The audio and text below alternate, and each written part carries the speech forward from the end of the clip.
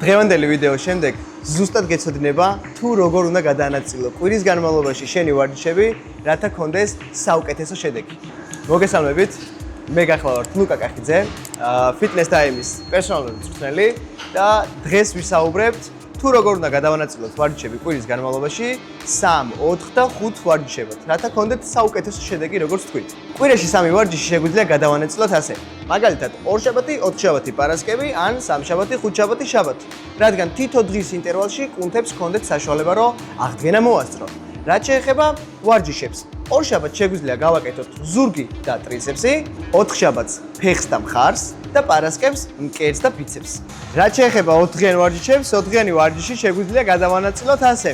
2 შაბათს ისევ ანალოგიურად გავაკეთებთ ზურგს და ტრიცეპს, 4 შაბათს გავაკეთებთ ფეხს, რადგან გქონდეს მხოლოდ ფეხზე აქცენტი და დიდი დრო დაუთმოთ მას.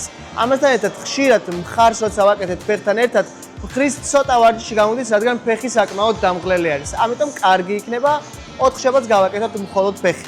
პარასკევს კვლავ გავაკეთებთ მკერდს და ბიცეპს, რაც შეეხება შაბათს, მეტ დროს და აქცენტს დაუთმოთ მხოლოდ მხარზე და გავაკეთებთ ხრის ვარჯიშს. ამასთან ერთად შეგვიძლია ჩავსვათ კარდიო ვარჯიშები, თუ ჩვენი მიზანია წონის კლება. რაც შეეხება 5-დღიან ვარჯიშებს, შეგიძლიათ ჩასვათ იმ შემთხვევაში, თუ გვინდა წონის კლება უფრო აქტიურ რეჟიმში გადავიყვანოთ.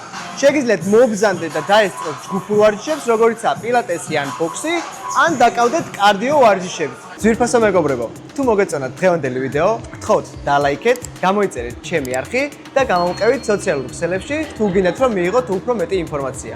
ჩვენ კიდე შევხვდებით შემდეგ ვიდეოში.